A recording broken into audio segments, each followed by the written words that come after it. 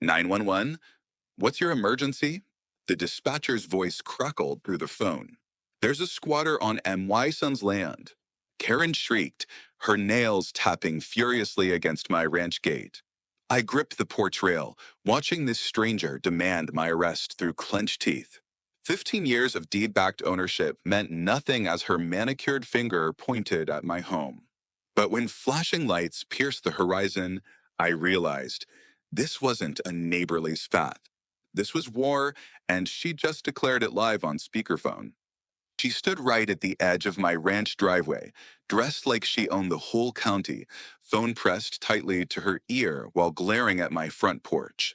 I stood just behind my screen door, arms folded, boots planted firm on the wooden floorboards. I heard her words as clear as day. She didn't even try to whisper. She had the nerve to call 911 to demand that I, the rightful owner of this ranch for 15 years, get removed because her son deserved the land more. Her son, a grown man who couldn't even mow his own yard, let alone handle 60 acres of cattle, fencing, and irrigation systems. She said I was causing a disturbance. I stared, waiting, not speaking a word. My German shepherd, Duke, stood beside me, tail low and growling softly. Karen's eyes locked onto mine through the mesh screen, her phone still pressed to her face as she said the line that made my stomach turn. Yes, officer. Please hurry. My son has plans to develop this land. We're with the HOA, and he needs it now. This squatter won't leave. Squatter. My hands clenched at my sides. She had crossed a line, and she didn't even know the kind of storm she just invited because the moment she made that call, she set off a chain of events that not even the HOA could control. But that wasn't the shocking part. Not yet. The real shock, the moment cops actually showed up, sirens, lights, everything, and started walking toward me. And that's when I knew this wasn't just about a nosy neighbor or bad day. This was war. It all started 3 months ago when I decided to retire early and move full-time to my ranch in Oak Ridge Hills, a quiet semi-rural community just outside Phoenix. I had inherited the property from my uncle, a hardworking rancher who taught me everything about land, livestock, and integrity. The land was big, peaceful, with a wraparound porch, a vegetable garden, and a few old barns I'd slowly started fixing up. It was heaven to me. My nearest neighbor was a half-mile away. At least that's how it used to be. Then came Karen. She moved into the neighborhood with her 28-year-old son, Chad, and everything changed. I noticed them first when I caught Chad trying to fish in my private pond. When I politely asked him to leave, Karen stormed down the gravel road and accused me of being unneighborly. I showed her the boundary markers, but Karen just smirked. Boundaries change. Little did I know she'd spend the next 3 months proving it. That same week, she tried to claim that my fencing was 2 feet too far to the west, even though the markers had been set by a licensed surveyor. I'm with the HOA, she'd said, holding up a laminated card like it was some kind of badge. And we'll need to talk about your compliance.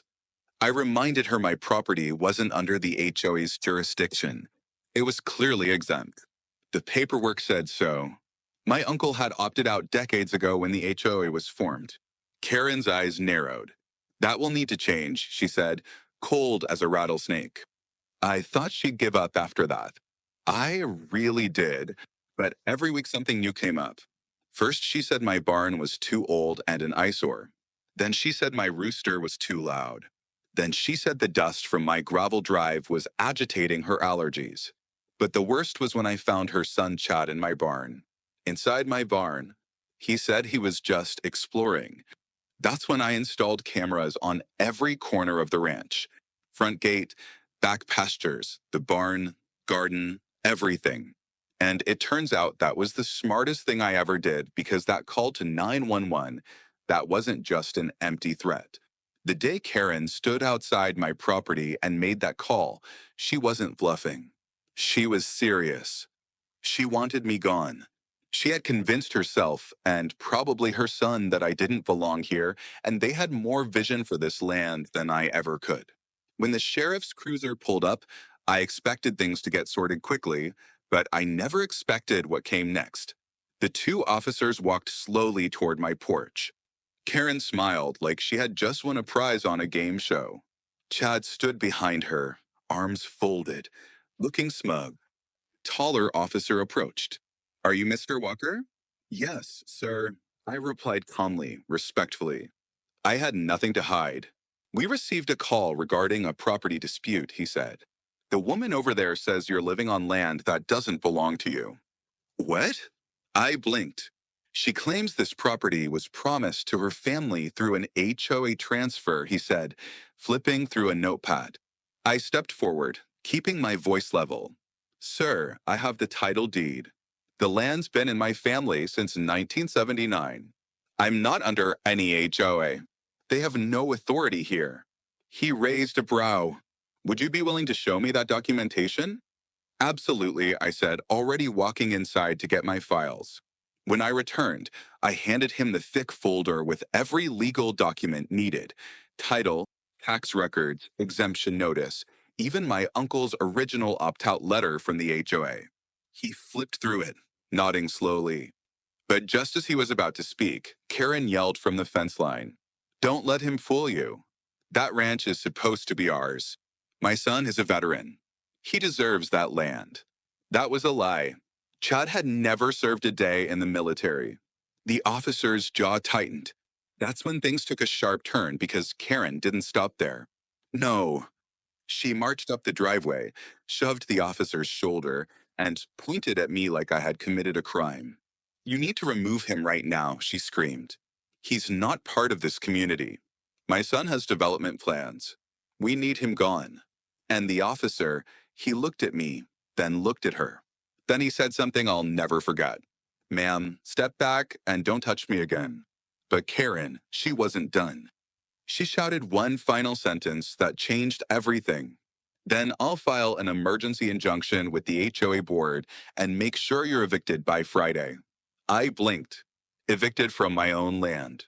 But just as I stepped off the porch to respond, Chad ran up to the officer shouting and swung a punch. The moment his fist flew, everything changed. And that's where this chapter ends. The punch connected, but not with the officer. Chad's fist caught the edge of the officer's radio instead, sending it clattering to the ground. The deputy barely flinched. In a flash, he grabbed Chad's arm, twisted it behind his back, and slammed him face first against the hood of the cruiser with one swift motion. The clank of metal cuffs snapped through the air like a whip. Hands where I can see them, the second officer shouted, stepping forward and placing himself between me and Karen. Karen screamed, Don't touch my son. He was only trying to make a point. Ma'am, back up now or you'll be joining him, the deputy barked, his voice calm, but deadly serious. I stood frozen, heart racing. Duke let out a low, threatening growl behind me, sensing the tension. Chad, now red-faced and stunned, groaned. He stole our land. We're just taking back what's ours. The officer didn't answer. He finished cuffing him, then shoved him gently but firmly into the back seat of the cruiser. Karen ran toward the window, banging on it. Chad, baby, don't say a word. Mommy's going to fix this. But there was no fixing it. Not after what had just happened. Still, I couldn't relax. Not yet. I knew Karen. This was just the beginning. Sure enough, the very next day, a letter arrived. Delivered not by mail, but slipped under my gate. It was from the HOA board. Notice of inquiry. Due to recent community concerns, the Homeowners Association will be reviewing the legal boundaries and land use compliance of the property at 412 Ranch Hill Lane. Failure to cooperate may result in fines, legal notices, or emergency intervention. Emergency intervention. I shook my head in disbelief. They've lost their minds, I muttered. But I wasn't about to be bullied. I gathered every document I had and walked them straight down to the county land records office. I met with Mr. Branson, a gray-haired clerk who had been there since the 80s. He remembered my uncle, the opt-out form. This HOA can't touch you, he confirmed. You're grandfathered out. Their boundaries end a quarter mile before your gate. Still, I asked for certified copies of everything. I wasn't just going to defend my land. I was going to expose this circus. Week 1, fake HOA violations. Week 3, Chad exploring my barn. By week 6, a sheriff at my door holding a condemnation notice. Karen wasn't playing neighbor, she was waging a siege. That same week, I got an email from an old friend, Melanie, a local reporter I'd gone to school with back in Flagstaff. She had seen Karen's latest rant on a neighborhood app. I think this might be a story, she wrote. Do you mind if I come by with a camera crew? I agreed. She showed up with a camera person and a drone. We filmed everything. My documents, my boundaries, even Karen's fake HOA badge she'd left on my porch during one of her nighttime visits. Caught on camera, of course. Melanie shook her head. This woman's dangerous. I know, I said, but she's also smart. Smart enough to play victim when the law doesn't go her way. She nodded. That's why we're going to hear both sides. Truth always wins. I hoped she was right. 2 days after the interview aired on the local station, I started receiving emails from neighbors. Most of them apologized. I had no idea you weren't part of the HOA. She told us you were trespassing. I'm sorry we believed her. We should have asked you directly. The tide was turning, but not for Karen. No. She doubled down. That same week, she posted a public HOA-wide announcement. Urgent community action needed due to a dangerous squatter threatening our future development and community harmony. I am proposing an emergency neighborhood vote to forcefully absorb his land into our HOA and remove him by legal means. My son will then lead a sustainable housing project on the land to benefit all. She attached a photo of Chad smiling in a suit taken years ago, clearly edited.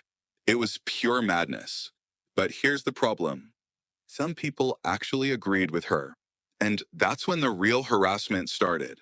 The next morning, I woke up to find tire marks through my vegetable garden. My irrigation system had been slashed.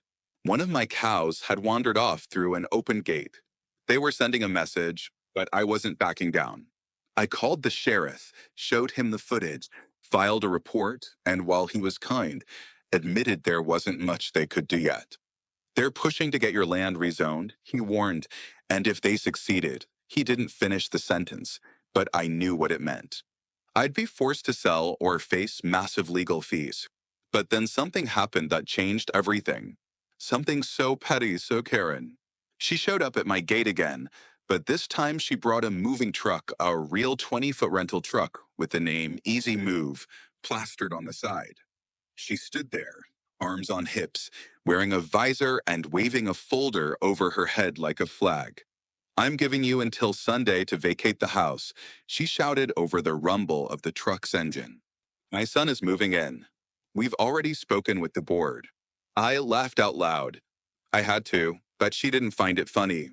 You think this is a joke? She snapped. You're the joke. A parasite living on land that's too good for you.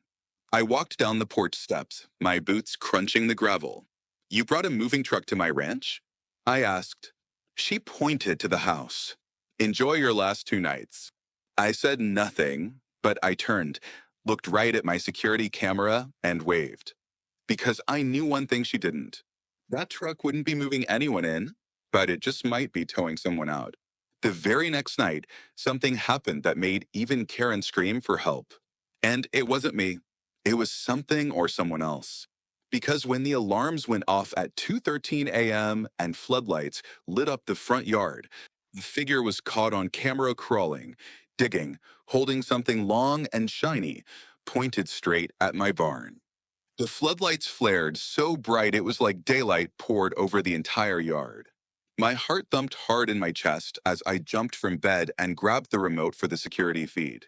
Duke was already barking, pacing by the door, growling like a wild animal. I tapped the live feed. There, right in front of the barn, a man in dark clothes, crawling on his belly like a soldier in a war movie.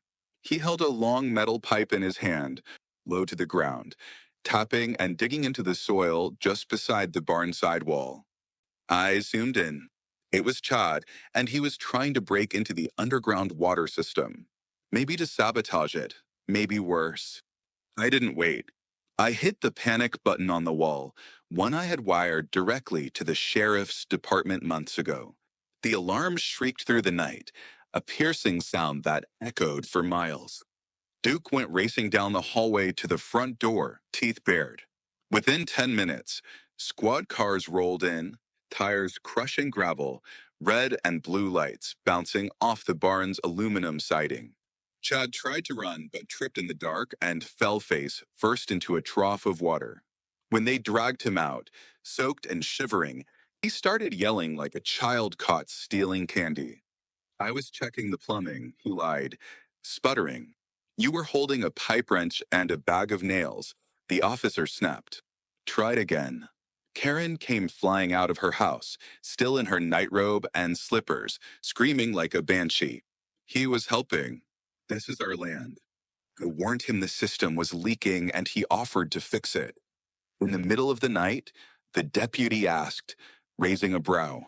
Karen hesitated, blinking. It's urgent. They didn't buy it. The officers took Chad in for questioning, and this time they didn't let him off with a warning. But once again, Karen wasn't done. If anything, she was even more determined. The next morning, I woke up to find a massive wooden sign hammered into the edge of my property. Future site, Chad's Organic Eco Community. Coming soon. I left, then ripped it out of the ground. But just when I thought the drama couldn't get more ridiculous, I received a letter that stopped me cold. It was from the county zoning office. Subject: Land Development Review Request Pending HOA Acquisition. I sat down, rereading the words. It seemed that Karen had filed an official petition with the county requesting that my land be reviewed for forced acquisition through eminent domain. That's when I realized this wasn't just about being nosy or entitled anymore. Karen was playing the long game, and if I didn't fight smart, I might actually lose my ranch. Not because she was right, but because she was relentless. I took a drive straight to the county office, files in hand. But when I arrived, I was told the zoning officer wasn't available. She's in a meeting with members of the HOA, the receptionist said with a forced smile. Of course she was. I left a message for her and went straight to Melanie's news station. You need to run another story, I told her. She blinked.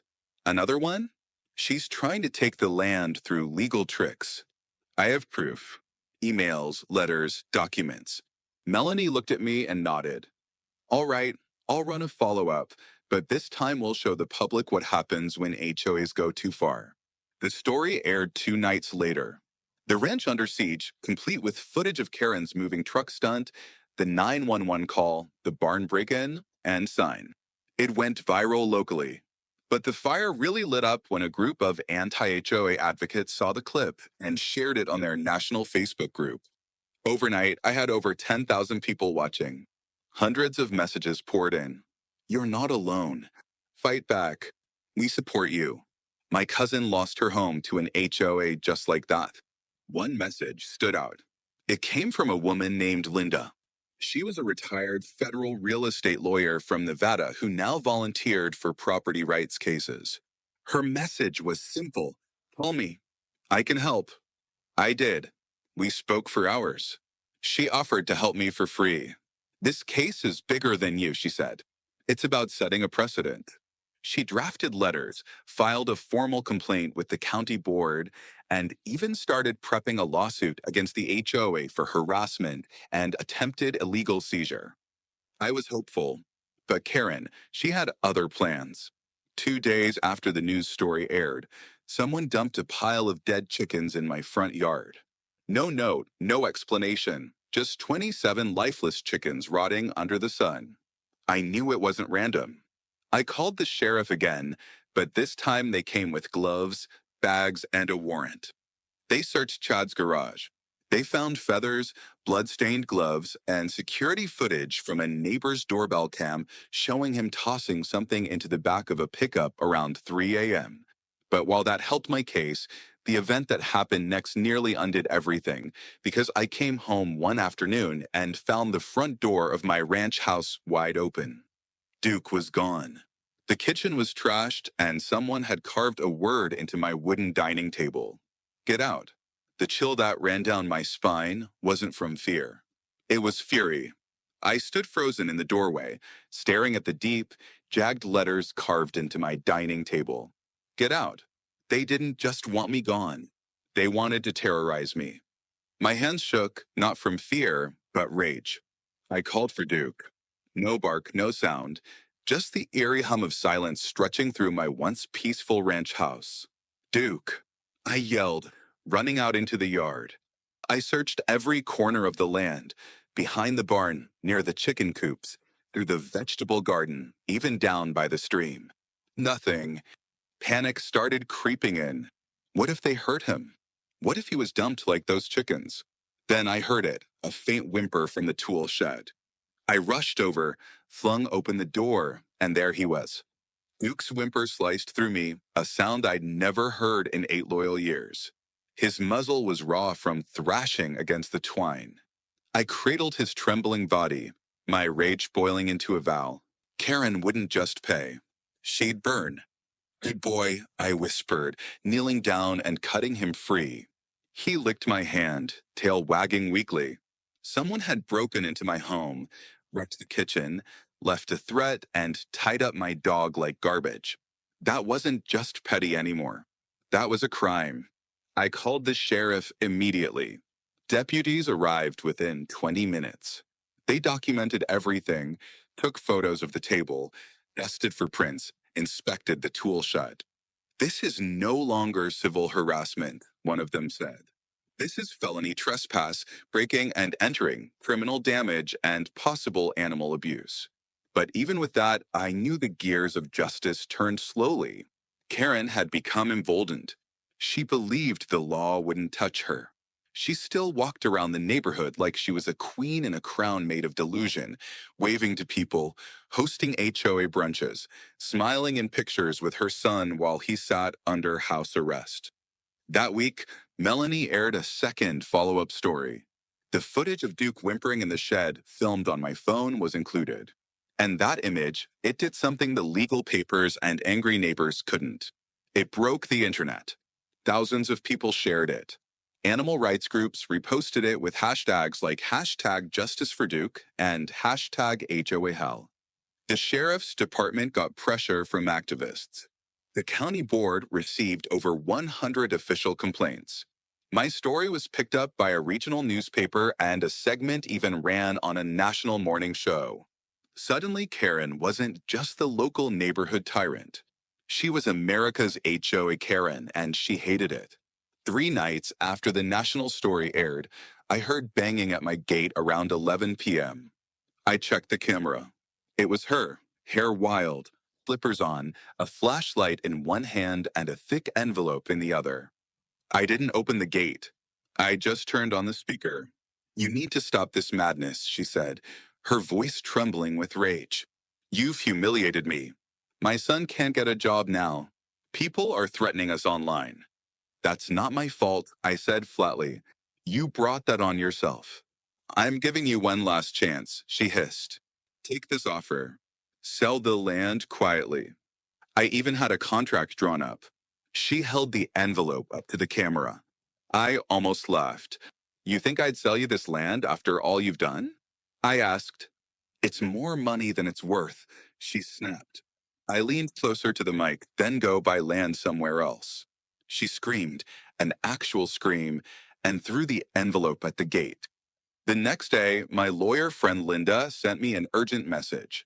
Karen had filed another claim, this time claiming emotional damage. She said my dog had menaced her and that I had been recording her without consent from inside my own home. Linda reassured me it was laughable, but she warned me. "She's digging for anything. Be ready. This woman is desperate." But what none of us were ready for was what she did next. 1 week later, during a community HOA meeting, Karen stood up and made an announcement that sent shockwaves through the neighborhood. My son has decided to run for HOA president, and if elected, we will be annexing the ranch into the HOA officially. We'll vote it in, and if necessary, we'll file with the city to redraw the jurisdiction lines. There was some gasping, some applause, some awkward clapping, but most people were stunned silent. She smiled sweetly like she had just delivered the punchline to a joke. I was watching the meeting from a live stream link that someone from the neighborhood had sent me. I couldn't believe what I was hearing. She was going to run the HOA, and once she was inside, she planned to rewrite the rules. Linda called immediately. She can't do that, not legally. But if she wins that seat, she can make your life 10 times harder in the meantime. We need a plan, I said. And that plan came the very next morning. I decided it was time to go on the offensive. I started gathering statements from other neighbors, those who had been quietly intimidated by Karen for years, but were too afraid to speak up. One man, George, confessed that Karen once fined him $500 for planting non-HOA approved flowers near his mailbox when he wasn't even in the HOA. Another woman, Lisa, said Karen tried to tow her car for blocking a sidewalk that didn't exist. I created a public online folder titled HOA Karen Files, The Truth About Oak Ridge Hills. I uploaded every piece of evidence I had, videos, screenshots, legal documents, and even anonymous testimonies. I shared the link with a private group of neighbors. Within 48 hours, the folder had over 3,000 views. People started speaking out, and just when it seemed like the truth was finally winning, someone broke into my barn again. This time, they set fire to a pile of dry hay near the back wall. If I hadn't checked the cameras early, if the sprinklers hadn't triggered in time, I would have lost everything. The fire was still smoldering when the fire department arrived. Flames hadn't consumed the barn, thank God, but the damage was real. Black scorch marks lined the back wall. A pile of charred hay and melted plastic buckets smoked in the corner. My tractor's tires had started to bubble from the heat. The firefighter in charge pulled off his helmet and shook his head. If this had happened an hour later, we'd be dealing with a full structure collapse. I didn't need to guess who did it. But for once, I didn't say anything. I just showed them the footage. The camera above the barn had caught it all. A figure in a hoodie sneaking in, carrying a red plastic gas can. He poured the fuel on hay, struck a match, and ran. The flame caught fast. The camera angle wasn't perfect. The hoodie covered most of the face, but the sneakers, the walk, the limp on the left foot, it was Chad. The deputy on scene looked grim. This isn't just harassment anymore. This is attempted arson. That night, I sat on the porch watching the sky shift from dusk to black, wondering how far this was going to go. And then it happened. At exactly 8:30 p.m., my security system buzzed with a new alert. Someone was at the front gate again. I checked the monitor. Karen, holding a stack of papers, alone this time. I didn't go outside. Instead, I turned on the intercom again. I just wanted to deliver something, she said, her voice calm. Too calm. I said nothing. She pushed the papers through the mail slot in the gate and walked away. I waited until she disappeared down the road before retrieving them. They weren't legal documents. They were flyers. Printed sheets with my face on them labeled Dangerous Ranch Squatter, Threat to the Community. Below that, it read refuses to cooperate with HOA, aggressively records people, owns an attack dog, will not leave. Community meeting scheduled to discuss eviction strategy. My jaw dropped. She had made dozens of these flyers. There were copies stuffed in the back. I found some already posted on trees near the road by the morning. I took them all down. That was the final straw. The next morning, I sent every document, every image, every video, everything to Linda and the sheriff's department. And this time, they acted fast. Within 48 hours, a restraining order was filed against both Karen and Chad. They were no longer legally allowed to approach within 200 feet of my property. Chad was formally charged with attempted arson. They couldn't prove it was him 100%. but the evidence was overwhelming enough to trigger court proceedings. He was placed under a no-contact bond. Karen, however, doubled down again. She didn't just fight the restraining order. She held a rally at the HOA clubhouse. Yes, a rally, complete with banners like "Take Back Our Land" and "Vote Chad for HOA President." Melanie's camera crew went again. She tried to confront Karen, asking her why she was continuing this vendetta. Karen laughed. "Because he doesn't belong here," she said on tape. "My family helped build this community. This land was meant for families, not lone cowboys living in the past." The quote went viral again. Lone cowboys started trending and people began turning against Karen in droves. Even members of the HOA board who had once been silent started distancing themselves. One even showed up at my door. Her name was Denise, late 50s, kind eyes. She brought a pie, believe it or not. "I just want you to know," she said nervously. "Not all of us are with her. She bullied her way into the board. We're holding an emergency vote to remove her." I didn't say much, just nodded and thanked her. But inside, I was already preparing for the next move because while Karen was losing popularity publicly, she was still dangerous, especially now that her pride was cracked. And then it happened. One afternoon, I returned from the feed store and found something new in my mailbox, a certified envelope from the county development office. I opened it with shaking hands. Inside was a notice, cold, clinical, and terrifying. Notice of intent to condemn property for community rezoning subject to HOA request. My knees went weak. They were trying to condemn my ranch.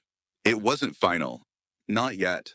But if approved, it meant the county could force me to sell the land at a price they determined. Karen could finally get her grubby hands on it through her son's eco-housing vision. They were using the law against me now. Not petty flyers, not slashed fences, not threats. The system. I called Linda, panicked. She was calm. "This is what I was afraid of," she said. "But we'll fight it. Condemnation doesn't happen overnight. We've got a few weeks to gather signatures, protest, file injunctions, and bring media heat. Just tell me what to do," I said. She laid out a battle plan. We'd get signatures from residents, use the footage of the barn fire, file a countersuit, demand an emergency halt on the rezoning attempt, and most importantly, we'd expose every single dirty trick Karen had pulled. But time was ticking, and as the fight intensified, I got another shock. A neighbor named Mike stopped by one evening, hat in hand. He looked nervous. "Listen," he said. "I probably should have told you this weeks ago." "What is it?" He sighed. "Karen's been offering money, bribes. She tried to pay me to lie on an affidavit. Said you attacked Chad. Said she'd cover my HOA fees for a year." My eyes narrowed. "You serious?" He nodded. I said no, but I think she found someone else who said yes. That night, I checked the county court system's online portal, and there it was, a false affidavit filed by a man I'd never even met, claiming I had physically threatened HOA members and had a history of violence. They were building a case of lies, and unless I tore it down fast, I could lose everything. That night, I stared out over the land I'd bled to keep, my uncle's land, my home. And I swore to myself I would not lose this ranch to Karen. But then at sunrise the next morning, I woke to the sound of sirens again. Only this time, they weren't coming to stop Karen. They were coming for me. Red and blue lights danced across my living room walls as I stepped outside in a daze, barefoot, shirt barely buttoned. Two sheriff's cruisers, one unmarked car, and a white county vehicle lined my gravel driveway. I raised both hands as the deputies stepped out. "Mr. Walker," one of them said, not yelling, just formal. "We need to speak with you." "Am I under arrest?" I asked, heart hammering in my chest. "Not at this time, but you've been named in an affidavit submitted with the zoning dispute. We're here to serve an emergency cease and desist and issue a temporary injunction on any further construction or land development activities on this property." I blinked. "What construction?" They exchanged looks. "The HOA submitted photos and witness statements saying you were digging trenches for new structures without permits." I'm fixing an irrigation ditch. I shouted. I've been maintaining that system since before some of these HOA board members were born. The deputy sighed. I believe you. But with this new claim in the county file, the court has to respond. I took the papers from him. Stamped across the top in bold. Temporary land freeze. Effective immediately. Karen had done it. She'd weaponized the law again. That night, I couldn't sleep. Duke lay beside the bed, his head on my foot. The house was silent, too silent. I was staring at the ceiling when my phone buzzed at 2:11 a.m. It was a text from Melanie. Check the HOA live stream right now.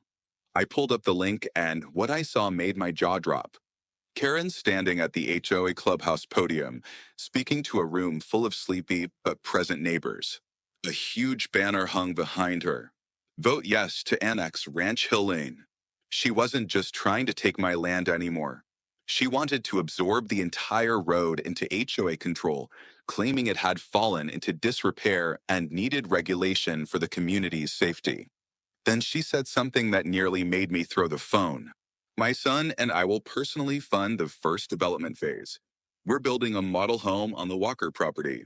The structure will begin by the end of next month once we've cleared the squatters. Squatters. She was standing there smiling and telling lies on camera again. The next morning, I met with Linda on a video call. She was already way ahead of me. I filed for an injunction against the land freeze, she said.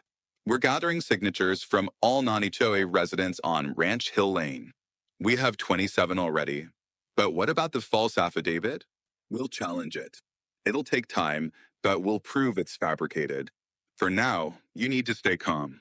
Stay legal. Don't let them bait you. I nodded.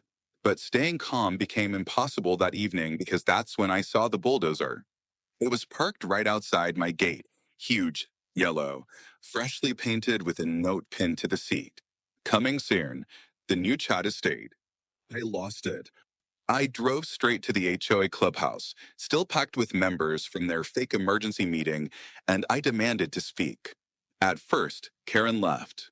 Why should we let a squatter speak at our meeting? But the crowd wasn't laughing. In fact, I noticed something I hadn't seen before. Doubt, guilt, regret. Denise, the board member who once brought me that pie, stood and cleared her throat. Let him speak. He owns that land. Whether we like him or not, he deserves 5 minutes. So I walked up to the podium. I didn't yell. I didn't slam the table. I told them everything. I told them about my uncle, how long this land had been in my family, about Karen's flyers, her fake contracts, the trespassing, the arson, the threats, the dog, the lies. I ended by saying, this isn't about HOA rules anymore. This is about power, about one woman trying to rewrite history for her own selfish gain. But I won't go quietly, and I'm not alone. Then I held up a folder full of statements from neighbors who had also been harassed by Karen. One by one, people started standing. First Lisa, then George, then a man named Travis, who I barely knew. They shared their own stories. And just like that, the mood shifted. Karen stood to respond, but people began walking out. She screamed, "You're all ungrateful. You don't see what I'm building." But no one was listening. The next morning, we filed our final motion, a legal request to block the annexation vote and call for an investigation into the HOA's misuse of power. But that same day, Karen made her most unhinged move yet. She showed up with a U-Haul. Yes, again. Only this time, she didn't park it outside the gate. She drove it through the gate, tore it clean off the hinges. Duke went wild. I came running out as the U-Haul skidded to a stop in front of my house. Karen jumped out, face red, screaming, "You were warned." Behind her, Chad with his sledgehammer. Before I could even react, he charged toward the barn. Chad ran at full speed toward the barn, sledgehammer raised like he was storming a castle. The barn door stood no chance. One blow, just one, and the aged wooden frame splintered apart. He let out a wild yell as he tore through, knocking over hay bales, slamming the hammer into support beams like a madman. Get off my land, I shouted, sprinting across the yard. Duke was barking furiously behind me, but I kept him back with a sharp command. I didn't want him hurt. Karen stood beside the still running U-Haul, grinning. Not like she was angry anymore, but like she'd snapped. This is ours now, she shouted over the engine noise. The board voted. You're done. But I had already pulled out my phone. I'd stop if I were you, Chad, I said calmly, pointing the camera at him. You're live. He hesitated, but only for a second. Then he laughed, an unhinged, almost childish sound, and drove the sledgehammer into the side of my tractor. It dented loudly. That was it. I turned around and walked inside. To hide, to push the second panic button, the one hardwired not to the local sheriff, but to the state troopers and fire department. Karen wanted drama. She was about to get the final act. Sirens screamed down Ranch Hill Lane within minutes. Not just local police this time.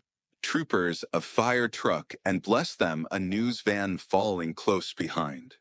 Apparently, someone on the neighborhood app had started filming Karen's stunt and tipped off the press. Karen and Chad froze as the trooper stepped out with calm authority. Hands where we can see them, the lead trooper said.